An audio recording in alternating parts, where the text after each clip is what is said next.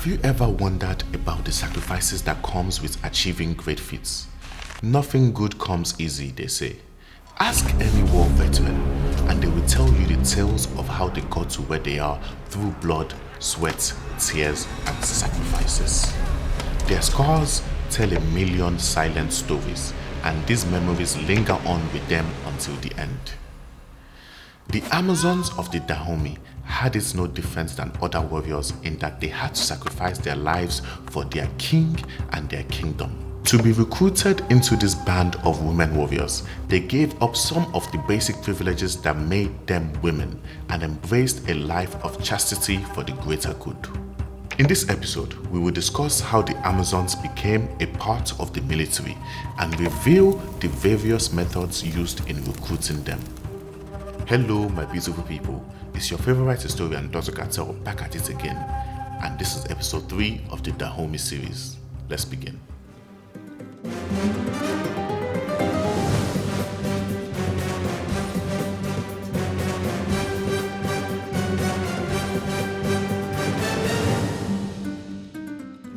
The Amazons had been in existence by now as a ceremonial force before King Gezo ascended the throne. However, they became empowered and regarded as an all-female military regiment during Gezo's rule. This was because back then, a major opponent of the Dahomey kingdom was the Oyo Empire of the Yoruba people, and they subjugated the people of Dahomey. The Oyo Empire was the strongest force that Dahomey had to contend with. However, having powerfully taken a hold of Dahomey, Oyo forced Dahomey to pay tributes, which included sending over male slaves yearly, resulting in a reduction of able male warriors in the kingdom. In addition to this, the European slave trade had also taken its toll on the number of men in the kingdom. Manpower had become scarce. Seeing this situation of his army, King Gezo resorted to recruiting women into the army. This was made easier since there was already a band of elephant huntresses called Beto, like we discussed in the previous episode, who were brave and dedicated and had previously acted as royal guards to Queen Ahanbe. Gezo restructured this group of women and increased their budgets, their training, and elevated them from a ceremonial unit to a significant military unit. Ahosi, the wives of the king, that's what they were called. This title, as mentioned before, was conferred not just to the Amazon, but also to all single ladies in the kingdom of Dahomey. This further shows the supremacy of the king, as he was categorized as the husband of all. Several categories of women were residents in the royal palace and were also called Ahosi. This included the actual wives of the king, princesses, armed guards, and slaves. One of the recruitment processes for the Amazons was selecting them from the women intended for the king as wives. A typical example of this process involved the services of an official of the Dahomey court called Pakpa. Pakpa was charged with the task of searching for and bringing women to the palace. To achieve this, he journeyed through the kingdom, visiting several villages and keeping count of every female in all households with the help of his assistants. This process was carried out every 3 years. However, before the next 3 years, more births would have happened. Some young girls would have grown into full women, and the number of females would have changed. This proved to be a difficult task, and Pakpa thought long and hard about how to accomplish it the easy way. He was struck by the idea of a national census through the use of pebbles. Voila, the problem was solved. Those he counted would be given pebbles to signify that the young girls in each household had been documented. This way, on every journey, he could easily tell the new girls that just came of age, apart from those that had been counted earlier, because he recorded the number of pebbles he gave out.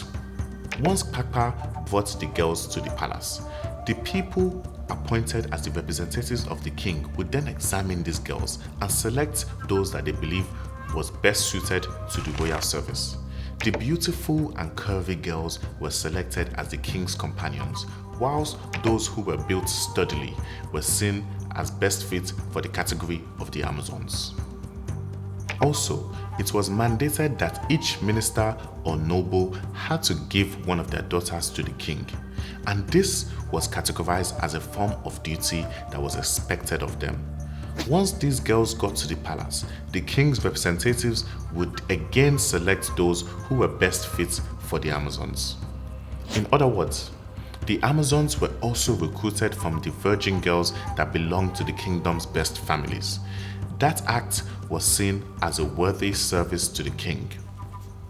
Inevitably, the ambition of men took over, and soon enough, the noble families started using this activity as a way to curry favor with the king, some even going as far as giving the king more than one of their daughters.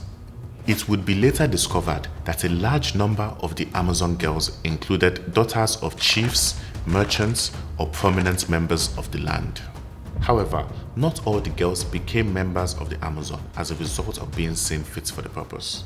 Some became part of this group of female warriors as a result of their misconduct. Frustrated husbands whose wives were unruly, disrespectful, or lacking homely attributes were given to the king. After all, the king was regarded as the husband of all. Parents, when faced with disobedient daughters who were rebellious, also turned them over to the king's care. Another set of women recruited into the Amazons included unfaithful wives who would otherwise have been punished for such a terrible act. The usual punishment for such unfaithful women before the formation of the Amazons was for them to be restricted to a house of discipline, which was all the way at Alada, where they would be used in labor until the end of their lives. However, since the formation of the Amazons, when a woman was caught in the act, she would be sent to the palace and made to join the women's army. In some cases, the recruitment process also occurred through men. For example, a man who was disobedient or disloyal to the king might suffer the consequences of his action by forfeiting his wife or daughter to the king. This was not limited solely to lower class men in the kingdom. Men of higher status who openly rebelled against the king would also suffer the fate of losing their wives or daughter to the king. Aside from the indigenous women, the Amazons also consisted of war captives. It was even believed that King Gezo had more confidence in those foreign women because he had more trust in their loyalty. Being captives in his kingdom, they had only one aim, which was to please the king. Their lives, living condition, and probable freedom were all dependent on the king. So they were focused on serving him faithfully without belonging to any political factions that may have been in opposition to the king's rule. It was stated that he created an elite corps out of these girls, devoted to his body and soul. There was an absolute school of Amazons, which was located in a village called Sinwe Jayoku. The location was said to have been a one-time slave village, and from among the recruited women, some chanted Yoruba songs, which further proved that the foreigners were part of this elite team of warriors. Some royal-born women and female descendants of Dahomey kings were also among this band of brave women warriors. Furthermore, because some of the women joined the Amazons after they had previously given birth, it was discovered that some of their daughters chose the path of becoming an Amazon as well. Therefore, some of the recruited women were also daughters of the Amazons.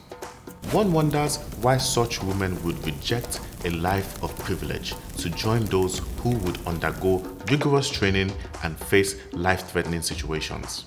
Other nations whispered that because these women had Dahomeyan blood running through their veins, this meant they were naturally inclined to love wars. As well as devoting their life and efforts to the king, the Amazons were also required to be celibate for the rest of their lives. Some saw this as a life of suffering, hence why it was considered suitable punishment for the unfaithful wives. The majority of the Amazons, though, didn't mind treading this path and never saw it as a curse.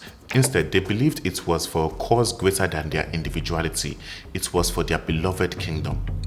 But why was celibacy seen as severe punishment by some of the people of Dahomey? Well, you see, back then, the fun culture focused heavily on the ultimate sexual pleasure of their women. Due to this cultural belief, there were man-made efforts put in place to prepare the girls physically for sexual activity.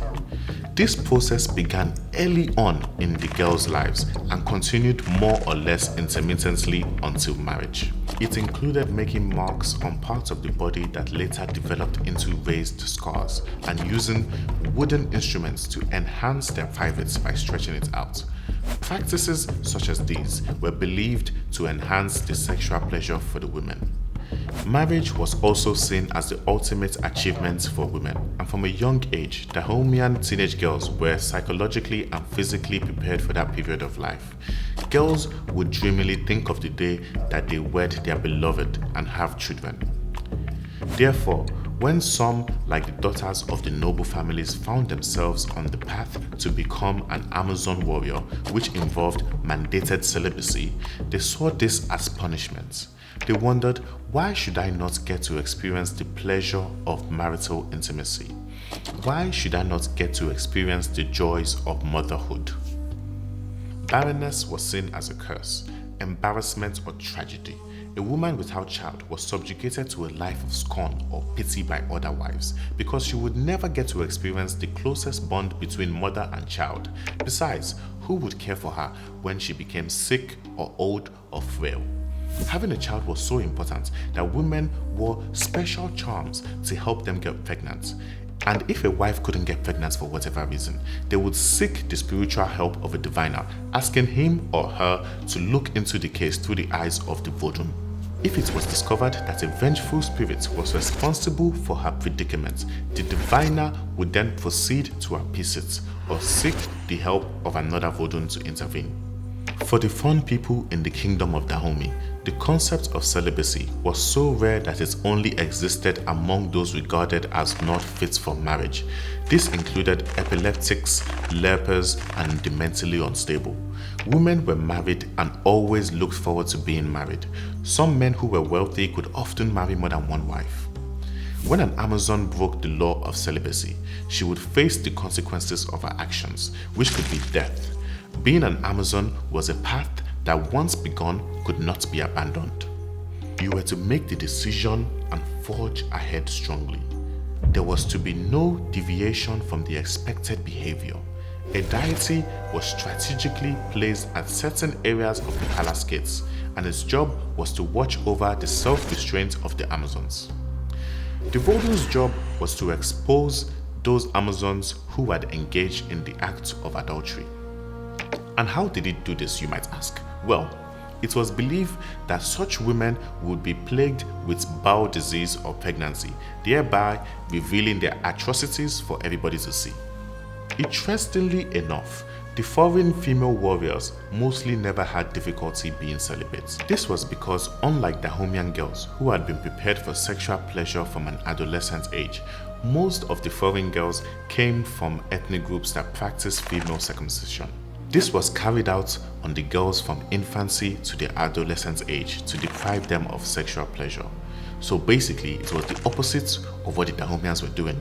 Some of these foreign cultures believed that without circumcision, girls would lead a promiscuous lifestyle. However, the celibacy of the Amazons wasn't a complete life sentence.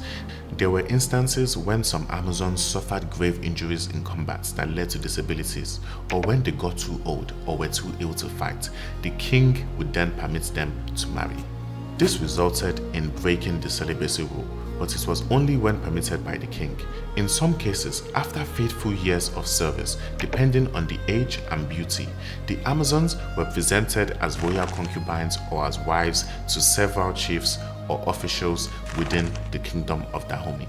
It is pretty evident that belonging to the all-female military regime of Dahomey required a lot of sacrifices, and only the most determined, selfless, and bravest of women could claim to attain this level. There is still so much to discover about the lives of the Dahomey Amazons that we will reveal in upcoming episodes.